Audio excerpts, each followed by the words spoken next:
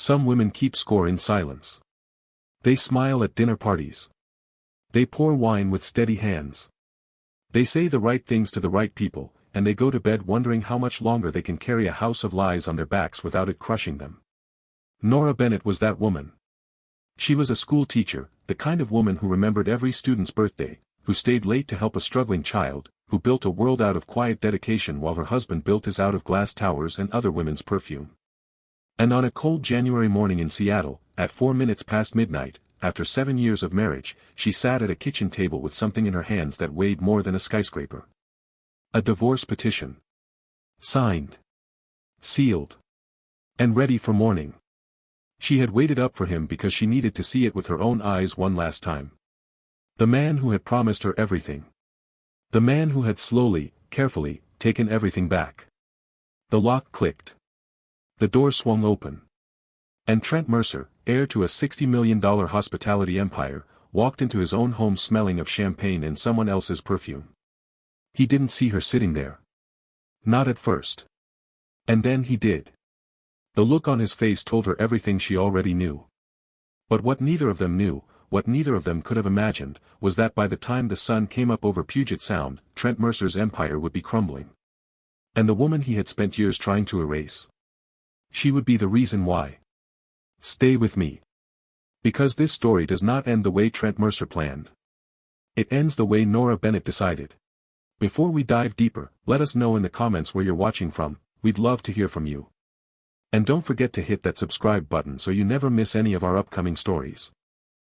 What does it feel like when the person who was supposed to love you most uses you as a backdrop for their ambition?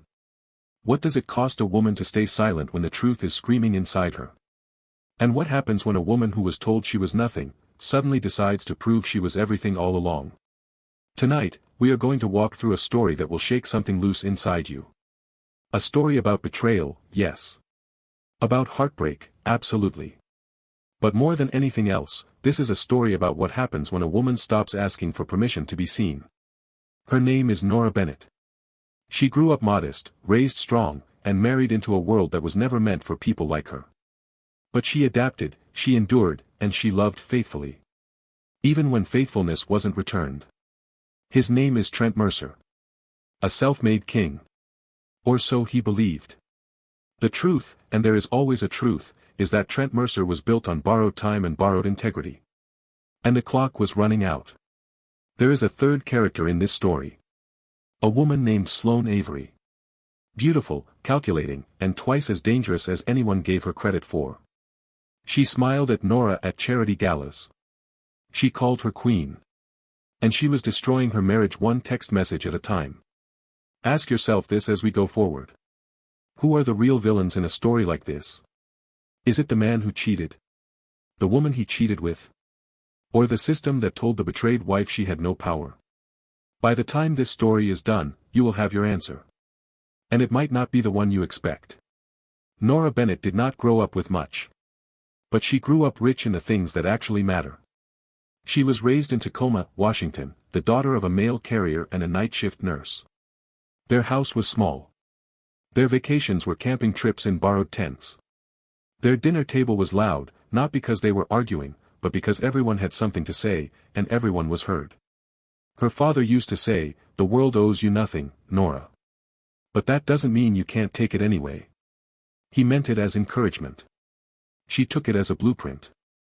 She was the kind of girl who wrote poetry in spiral notebooks during lunch, who tutored classmates in math not because she was asked but because she hated watching anyone struggle alone, who worked 2 jobs through college, a coffee shop on weekday mornings and a bookstore on weekends, so she could keep her scholarship intact.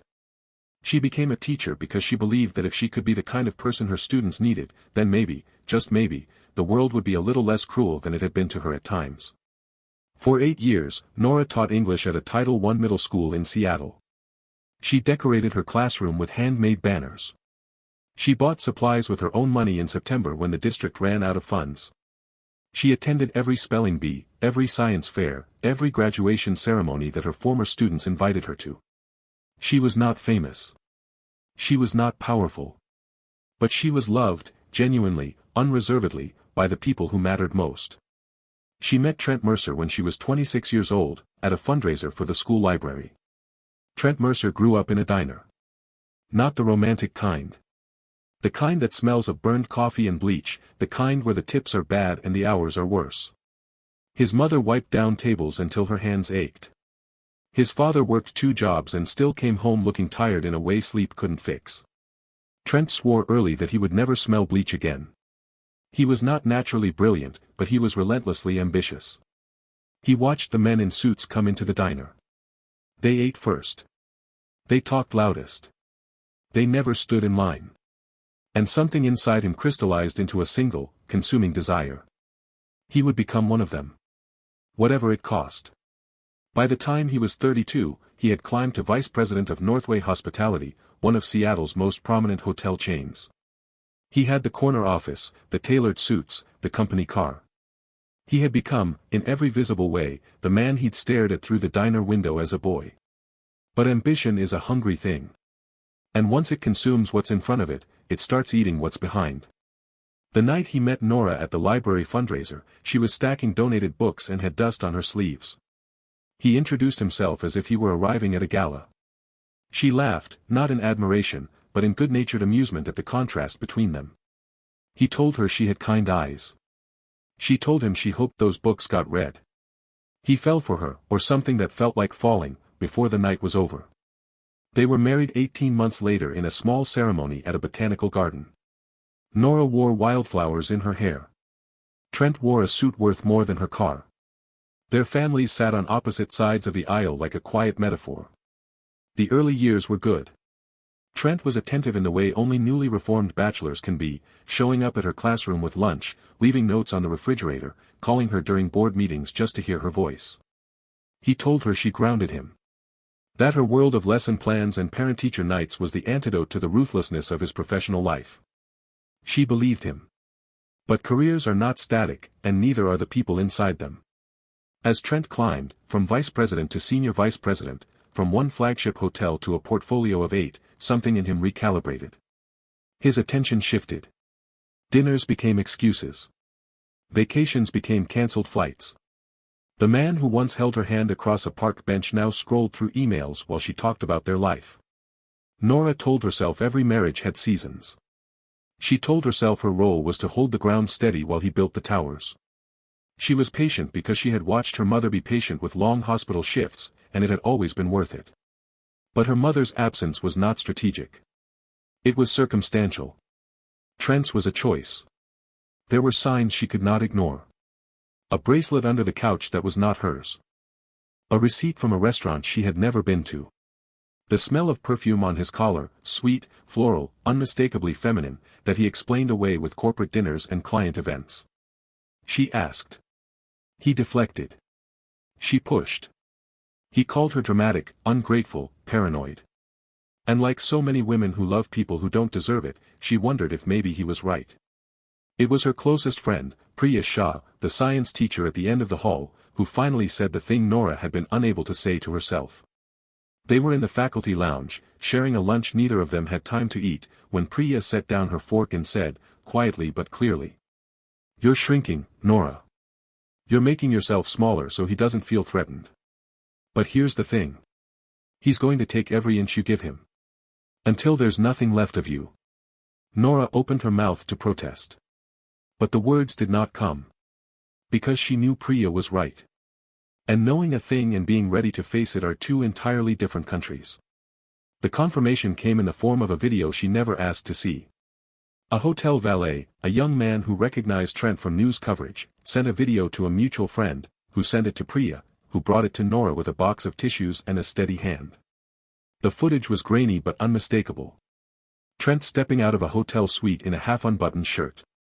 A woman in a red dress adjusting her hair in the doorway behind him, laughing at something he'd said. Her name was Sloane Avery. The woman who coordinated the Harbor Light Foundation Gala. The woman who called Nora Queen at charity events with a bright smile and absolutely no shame. The date stamp glowed in the corner of the frame. Last Wednesday. The night Trent had texted to say he was in a client meeting that was running long. Nora watched the video twice. Set down the phone. Walked to the window. Watched the rain fall over the city. And made a decision. She called attorney Dana Cole the next morning. It took Nora 10 days to prepare. Not because she was afraid to leave, but because she was determined to leave right. She sorted through her life with the same precision she used to grade essays. She made lists. She moved savings into her own account. She packed a bag of things she could not live without and placed it near the door. And then she waited. She sat at the kitchen table of the Mercer penthouse, 32 floors above the Seattle waterfront, all floor-to-ceiling windows and imported marble, a place designed to impress, not to live, and she waited for her husband to come home. The penthouse was a glass cage. She had thought it was an upgrade, when they moved in after his biggest deal, a $40 million hospitality acquisition that had made the front page of every Seattle business journal. He'd stood in those enormous rooms, arms spread wide, and told her they had finally arrived. What she felt, looking at the cold white walls, was not arrival. It was absence. At 4:12 in the morning, the lock turned. Trent walked in with the posture of a man arriving at a gala, shoulders squared, chin up, the performance so deeply embedded he'd forgotten it was a performance. His cologne was muted by something underneath it. Something sweet, floral, and unmistakably not hers. He saw her sitting at the table. And blinked. She said nothing. She slid the envelope across the table. Read it. He loosened his tie. Threw his jacket over the couch. Tried to play the scene like a man who wasn't caught. What is this supposed to be? Some kind of dramatic midnight stunt? Nora pressed play on her phone. The hotel video filled the kitchen, small but clear, Trent stepping out of the suite, Sloane in the doorway, the date stamp burning in the corner of the frame. Trent froze. For a fraction of a second, the mask cracked. He lunged for the phone. She pulled it back. Glass is fragile. So is a marriage. And you broke it. For the first time in years, she heard something new in his voice. Not dismissal. Not contempt. Something rawer. He was caught, and he knew it. You think you can just walk away from me? He crossed the room. His voice low and mean. You'll crawl back, Nora. You always do. She stood. Her overnight bag sat by the door, packed since midnight, the important things organized the way she organized everything, methodically, deliberately, without wasted motion. You won't have another chance to break me.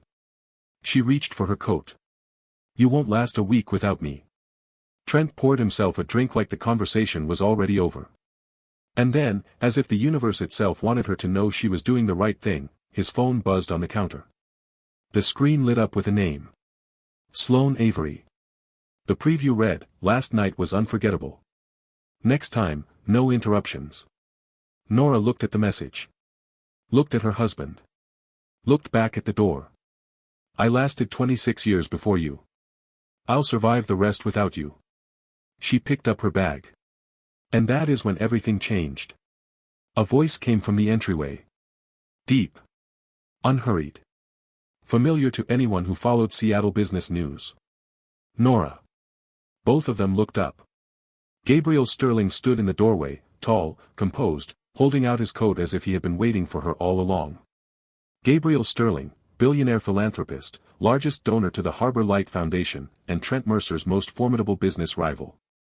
A man who, unlike Trent, did not need a microphone to fill a room. Trent's drink stopped halfway to his mouth. Because in that moment, at 4 a.m, in his glass cage penthouse, holding a divorce petition and a cheap drink, Trent Mercer understood something for the first time. This was not the end of Nora's night. This was the beginning of his downfall. If this story has your heart racing right now, comment, "Still watching," let's see who stays all the way to the end. Because what happens next will test everything. To understand what came next, you have to understand Trent Mercer's real architecture. Not the hotels. Not the penthouse. Not the press coverage. The fear underneath all of it. Trent had grown up in a diner watching suited men be served first, and he had never recovered from the terror of being last. Every acquisition was a bid against poverty. Every headline was a hedge against irrelevance. Every relationship, personal, professional, marital, was a transaction he needed to win. He had learned to perform sincerity.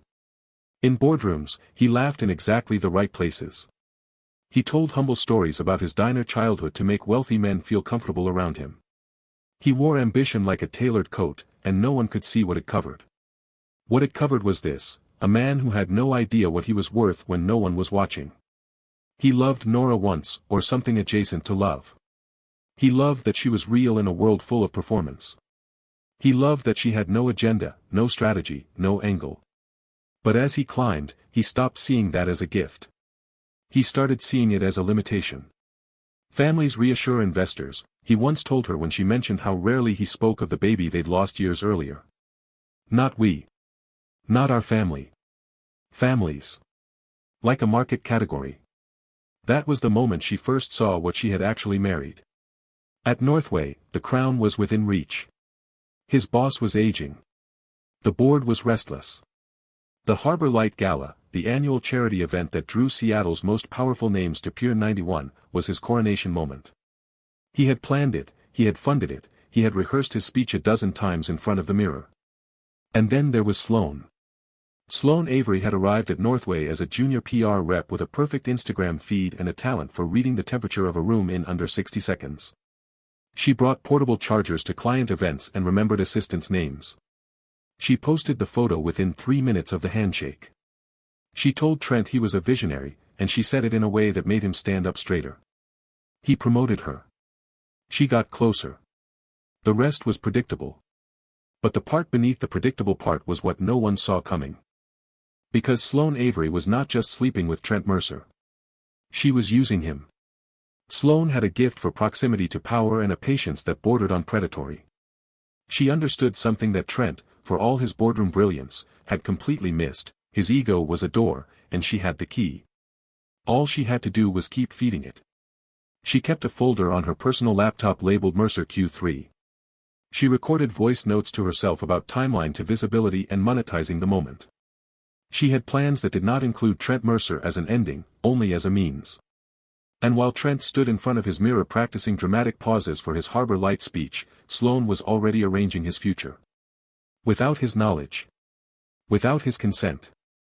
And without any intention of going down with him when it fell apart. Seattle in winter is a city of contrasts. Rain slides down glass towers. Ferries groan across the bay. The air smells of roasted coffee and salt water and ambition. From the outside, it is cinematic, almost unfairly beautiful. But cities are like people. What they show the world and what they carry privately are not always the same thing. After leaving the penthouse, Nora found herself in a borrowed apartment, Priya's spare bedroom, with mismatched furniture and a window that looked out onto a fire escape. She had lived her whole adult life in beauty, most of it inside various kinds of cages. This mismatched room, she would tell Priya later, was the first place she had felt free in longer than she could remember. But freedom is not the same as peace. Not at first. In the days that followed, the city seemed designed to remind her of what she had left and what had left her. Billboards flashed with Trent's hotel brand. Business magazines carried his face. The Harbor Light Gala was 2 weeks away, and social media was full of Sloane Avery's face on the promotional materials: coordinator, PR lead, special advisor, her name on every glossy program, her smile in every preview photo. The same cause Nora had helped build. The same scholarships she had advocated for. Now wearing Sloane's signature. Every page of the invitation on Priya's refrigerator felt like an insult, embossed in silver: black tie required, February 12th. Nora was expected to appear at Trent's side. She always had. She was supposed to stand in a silver gown and smile for the cameras and be the elegant, quiet proof that Trent Mercer had a life outside of boardrooms. She was supposed to be the frame, not the painting. Not this time. Doubt is a loud thing when you're alone at 2 in the morning. Nora knew this. She had always known this. She had sat with it through the years of her marriage, when Trent's silences were long and cold, when she lay awake running the same questions over and over like water eroding stone. Was she imagining things? Was she asking for too much? Was she, as he had so often implied, simply not built for the kind of world he moved through?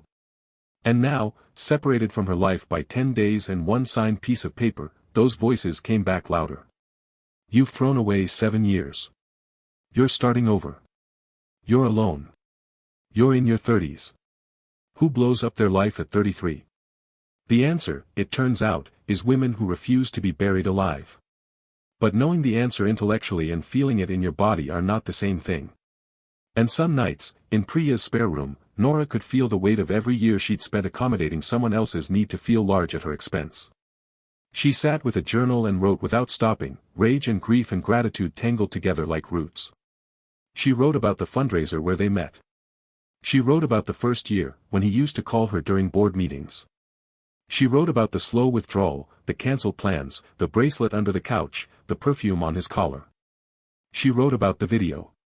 The date stamp. The woman in the red dress laughing in the doorway. And then she wrote something she hadn't written since she was a girl with a spiral notebook in a school cafeteria. She wrote about who she was before him. Nora Bennett, before Trent Mercer, was a woman with a spine of iron wrapped in a voice like warm flannel. She was the girl who wrote poems during lunch. The woman who worked 2 jobs to keep her scholarship. The teacher who bought classroom supplies with her own paycheck in September and didn't mention it to anyone. The friend who showed up. The colleague who stayed late. The woman who could walk into a room full of 12-year-olds on the worst day of her life and make every single one of them feel seen. She had been extraordinary before she was someone's wife. She had let herself forget that. But sitting in Priya's spare room, journaling by lamplight, she remembered. And the remembering was not soft. It was not nostalgic. It was fierce, the way a fire gets when you stop smothering it. The girl from Tacoma was not gone. She had just been very, very quiet. Gabriel Sterling had not appeared in Nora's life by accident. He had appeared at a teacher recognition ceremony 4 years earlier, when his foundation had donated computers to her school. Nora had thanked him, not with flattery, not with the performed gratitude that wealthy donors were accustomed to receiving, but with a handwritten card signed by every student in her class. Each child had written 1 sentence. 43 sentences about what it felt like to have a computer at school that actually worked. Gabriel had kept that card. He had heard the whispers about Trent Mercer's affairs, these things circulate in small cities with large egos, and he had watched from a careful distance. He was not a man who moved rashly. He was not a man who inserted himself where he was not needed. But on the morning Nora walked out of the penthouse, Dana Cole had made a quiet call. And Gabriel had answered it. He did not come to rescue her. He came because he recognized a form of integrity he had not seen often enough in his life, and he refused to watch it walk into the storm alone. Over the 2 weeks between the penthouse and the gala, Gabriel sat across from Nora at a corner booth in a restaurant near the waterfront and listened to her talk. Not about Trent. About her students. About a girl named Maya who had struggled with reading for 3 years and who had written her first full paragraph in October. About a boy named Darius who came to school in the same shoes every single day and never complained once. Gabriel Sterling, who had made $500 million in real estate and philanthropy, told her later that those were the most important conversations he had had in a decade. He was not falling in love. Not yet. But something was settling into place. Something that felt less like attraction and more like recognition. The Harbor Light Foundation Gala was scheduled for February 12 at Pier 91. It was the crown jewel of Seattle's winter social calendar, a repurposed warehouse draped in velvet and crystal chandeliers, where fortunes were flaunted and reputations were made or unmade with a handshake. Trent had invested heavily in this night. Literally, using foundation funds that, as it would later emerge, had been routed through creative accounting arrangements that Sloan had constructed and Trent had signed without fully understanding. This was the detail that would undo him. Sloan had a gift for making complicated things sound simple. She presented him with folders and called them pilots. She told him it was off the standard cycle so communications could move fast. She slid invoices across his desk with the confidence of someone who had never expected to be questioned. And Trent, intoxicated by his own momentum, surrounded by the echo chamber of his own ambition, signed. He didn't ask about the shell companies. He didn't ask about the billing entities. He didn't trace the line between donor contributions and Avery Media consulting fees. He was too busy rehearsing his speech. That speech, about access, opportunity, and what he called a legacy for every child, was built on a foundation of fraud that Sloan had engineered and that bore his signature at every turn. And standing at his bathroom mirror at 6 in the morning on February 12, Trent Mercer had no idea that the woman he had humiliated, dismissed, and underestimated was about to walk into his gala and tear it all down. He had his speech. He had his tuxedo. He had Sloan's hand on his arm and the city at his feet. What he did not have was a single honest accounting of who he was. And the truth has a way of arriving whether you're ready for it or not. The Harbor Light Gala had been running for 40 minutes when the doors at the far end of the ballroom opened and the room shifted.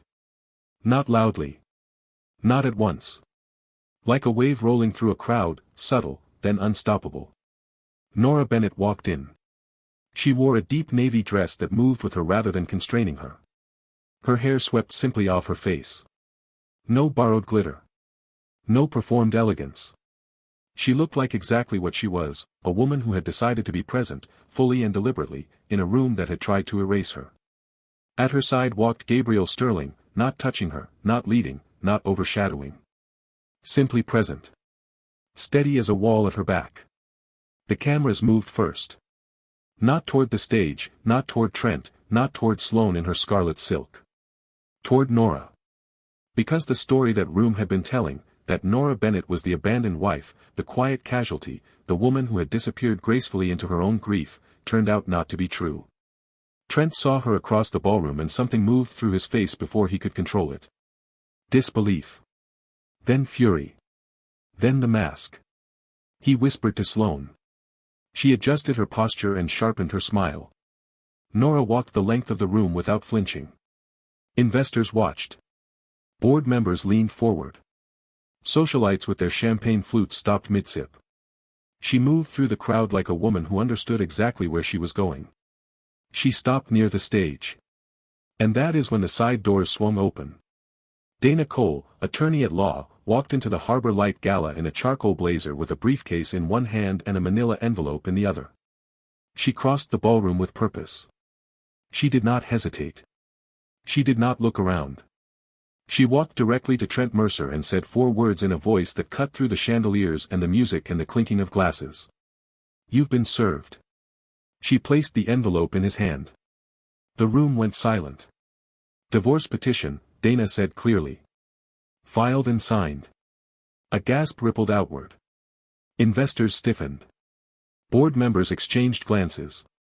The press surged. Nora's voice followed. Low. Steady. Carrying farther than she expected. "You told me I would crawl back. Tonight, I walk forward." Trent's face moved through disbelief, fury, and desperation in the span of about 4 seconds. He leaned toward her. His voice a hiss. "You think this makes you powerful? You're humiliating yourself." She looked at him without flinching. "No, Trent. I'm freeing myself." Sloane intervened, her hand on Trent's arm, her laugh too bright, her voice projecting a calm she did not feel. "Everyone, please. This is a private matter." "Private?" Dana's voice, sharp as glass. "Not when donor funds are routed through shell companies tied to Avery Media." The room stopped. Board members did not gasp. They went very, very still. There is a particular kind of silence in a room full of wealthy people who have just realized that money they gave in good faith may not have gone where they were told. It is not dramatic. It is cold. And it is dangerous. Sloane's face drained of color. Trent's jaw tightened. But his eyes told the story. The sweat at his temple. The tightening of his hands around the divorce papers. The slight forward lean of a man whose body was trying to run while his ego told him to stand still. Gabriel Sterling stepped forward then. He did not raise his voice. He never needed to. "Transparency matters," he said. "If Harbor Light is to serve children, it cannot be poisoned by corruption. Sterling Ventures is prepared to conduct an independent audit and, contingent on the findings, restructure donor support under new leadership." The board erupted. Voices overlapping. Demands for answers. Someone from the press was already on the phone. Trent tried to recover. He was a man who had spent his entire career recovering from rooms that tried to close on him. He straightened up. He tried to project confidence. "Ladies and gentlemen, what you've just witnessed is a personal matter being weaponized for." Nobody was listening. Because in that moment, under the chandeliers of Pier 91, the narrative had shifted. And narratives, once they shift, do not go back. What Trent did not yet know, what the board did not yet know, what Nora herself had only learned 48 hours earlier, was that the fraud was not Trent's idea.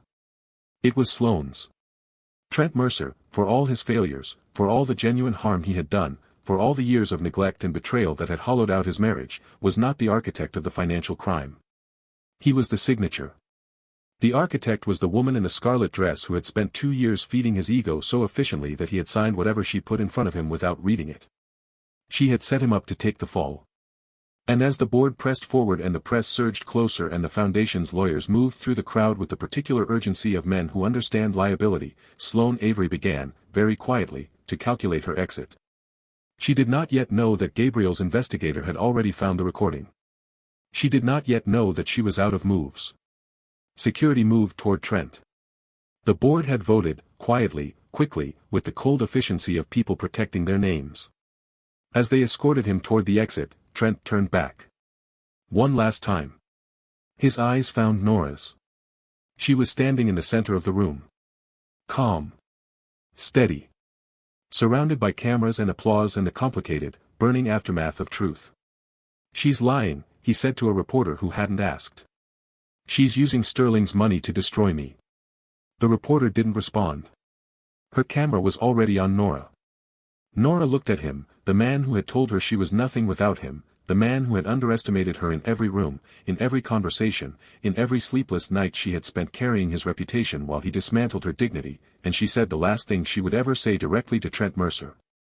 "You told me I'd crawl back." Her voice was quiet and absolute. "Look around, Trent. I walked away. And now you're the one crawling." The cameras caught everything. The sweat. The fury. The humiliation carved deep into the face of a man who had believed his own mythology for too long. And as the applause rose, not for him, but for the woman who had stood in the storm and refused to break, Trent Mercer was escorted out of the building he had believed he owned. Triumph and collapse are not as different as they look from the outside. The night of the gala, Nora rode in the back seat of Gabriel's car through the rain-slicked streets of Seattle, and she felt the adrenaline leave her body all at once. The courage that had carried her through the ballroom, that had kept her shoulders back and her voice steady and her eyes clear, drained out of her like water from a cracked vessel. She had done the thing. She had said the words. She had stood in that enormous, beautiful, corrupt room and told the truth. And now she sat in the back of a car in the dark. Trembling. Because bravery and peace are not the same thing, and she had not slept a full night in 2 weeks. Dana noticed first. "You need to eat something. And sleep. In that order." Gabriel said nothing. He just handed her a bottle of water and kept his eyes ahead. She appreciated that. She was so tired of people who filled silences with words that didn't help. In the weeks that followed, the accounting of Trent's empire began in earnest. The independent audit confirmed what Dana had alleged. Shell company billing. Inflated consulting invoices. Foundation funds routed through Avery Media for services that had never been rendered. The numbers were damning, not catastrophic for the foundation itself, which had broader donor support and the backing of the Sterling audit, but professionally and legally devastating for the 2 people whose names were on the documents. Trent's lawyers filed objections. They tried to argue coercion, tried to argue that Sloane had manipulated him without his knowledge. And he was not entirely wrong.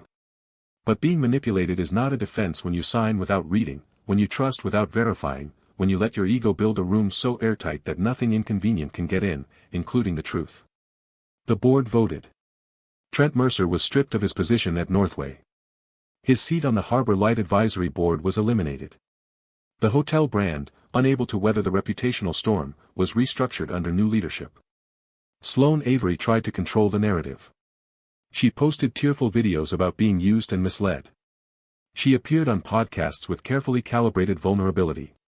She framed herself as a woman trapped in the orbit of a powerful man's corruption. Some believed her. Most didn't.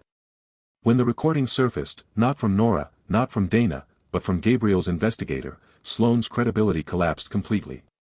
Her voice, unmistakable and cold, laughing about donors who wanted brochures not spreadsheets, telling an associate that Trent's signature meant he'd take the fall, that recording traveled farther and faster than any press release she had ever written. Contracts disappeared. Sponsors pulled out. The social media following that she had built on a foundation of proximity to power evaporated overnight. She vanished from the scene with the speed of someone who had always had an exit prepared. Dana finalized the divorce in 6 weeks. Nora did not want Trent's money. She wanted her name back and the freedom to stop carrying his. The settlement was fair, not lavish. A portion of the marital assets, enough to be secure, nothing built on corruption or fraud.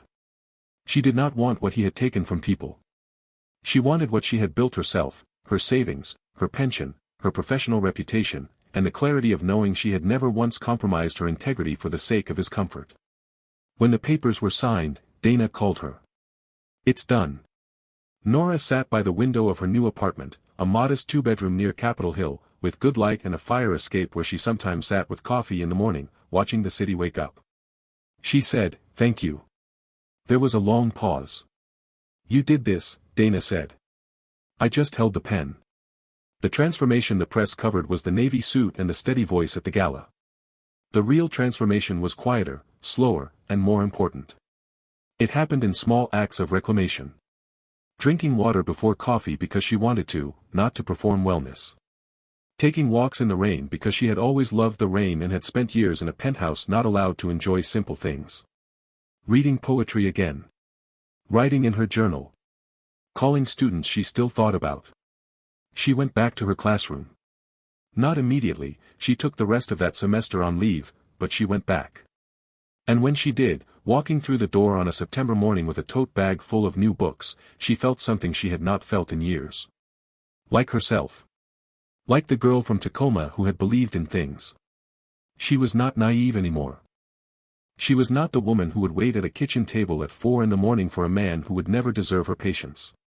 But she was still the woman who believed that teaching a child to read was one of the most important things a person could do with their life.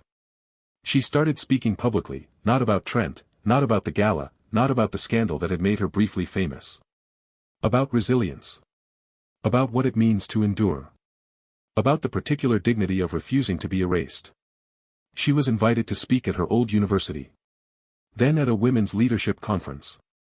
Then at a school district symposium on teacher burnout, where she stood in front of 200 exhausted educators and said something simple that stopped the room. "You are not defined by who broke you. You are defined by how you rise. And you will rise. I promise you, you will rise."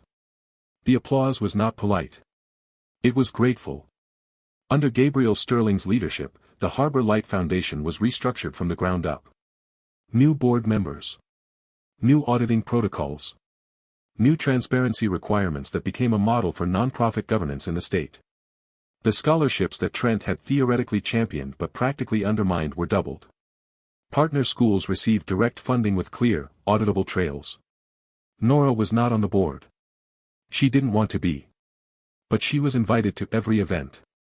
She attended the scholarship ceremonies specifically, sitting in the back, watching students walk across stages to receive awards that would change the direction of their lives. She never wore the gowns anymore. She wore whatever she felt like. Some things take time. Gabriel Sterling and Nora Bennett did not fall in love in a ballroom. They did not fall in love at all, not in the sudden, cinematic way that makes for a good headline. What happened was slower and more real than that. He kept showing up. Not with grand gestures. With conversation. With the kind of quiet attention that says, "I see you, and I'm not in a hurry." He attended her speaking events and sat in the back. He brought takeout to her apartment on nights when she was tired and didn't feel like cooking, and they sat on the fire escape watching the city and talking about everything except the people who had tried to diminish them both. One spring evening, 18 months after the gala, they sat at the same corner booth in the same restaurant near the waterfront where they had talked during the weeks before everything changed. "You know," he said, "the night of the gala, I thought you were the bravest person I'd ever seen." She shook her head. "I wasn't brave. I was terrified." "That's what bravery is," he said. "Doing it anyway." She looked at him across the table, this man who had appeared in her doorway at 4 a.m. holding a coat like a quiet declaration, and she reached for his hand. He took it without hesitation. They did not need a dramatic moment. They had already survived enough drama for a lifetime. What they had instead was something rarer. The truth. Spoken simply. Received fully. Without performance, without agenda, without the constant low hum of someone waiting for you to become less than you are. 3 years after that gala at Pier 91, 3 years after Nora Bennett slid a divorce petition across a kitchen table and refused to look away, she sat on the fire escape of her Capitol Hill apartment in the early morning light, a cup of coffee in her hands and the city breathing quietly below her. Inside, Gabriel was making breakfast. She could hear him moving around her kitchen, the particular sound of someone who knew where things were kept. She thought about the woman she had been. The woman who folded herself smaller to make someone else feel large. The woman who sat at a kitchen table at 4 in the morning waiting for a man who smelled like someone else's life. The woman who had written in a journal by lamplight and asked herself if she was enough. She thought about what she had learned. That staying too long in a place that diminishes you is not loyalty. It is slow surrender. That the most powerful thing a person can do is not the dramatic moment, it is the decision, made quietly, in the dark, to refuse to be less than what they are. That the world does not give you your dignity. You carry it yourself. And when someone tries to take it, the bravest thing you can do is not to fight them in the moment. It is to build something so whole, so true, so irrevocably yours, that their absence becomes the gift. Trent Mercer was in litigation. He would surface eventually, reduced, humbled, perhaps even changed. Or perhaps not. That was no longer her concern. Sloane Avery had disappeared into the machinery of consequence. And Nora Bennett, the girl from Tacoma, the teacher who remembered every student's birthday, the woman who had been told she was nothing without a man who was nothing without his lies, was sitting on a fire escape in the early morning light, drinking good coffee, watching a city that no longer felt like a cage. It felt like possibility. It felt like hers. So that is how Nora's story closes, my dear friends. And if you are still here, if you have walked with her from that kitchen table all the way to this moment, then something in her journey touched you in a way that words cannot fully explain. Maybe it reminded you of a season of your own life when you were patient with someone who was not worthy of your patience. Maybe it echoed a time when you doubted your worth because someone else's voice was louder than your own. Or maybe it whispered something quiet and important, that no matter how long the night, the morning belongs to those who refuse to stop moving toward it. The Stoic philosopher Epictetus once wrote that we cannot choose our external circumstances, but we can always choose how we respond to them. That is exactly what Nora did. She could not choose Trent's choices. She could not choose Sloane's scheme. She could not choose the years she had already given. But she could choose what came next. And she did. With every breath. Every word. Every step back into herself. Marcus Aurelius put it another way, the impediment to action advances action. What stands in the way becomes the way. Nora's pain became her path. Her heartbreak became her power. The very thing that was meant to break her became the thing that revealed how unbreakable she had always been. If you are watching this tonight and something in this story feels personal, if you are sitting in a season of your own that looks a little like Nora's kitchen at 4 in the morning, then hear me say this. You are stronger than the silence you've been keeping.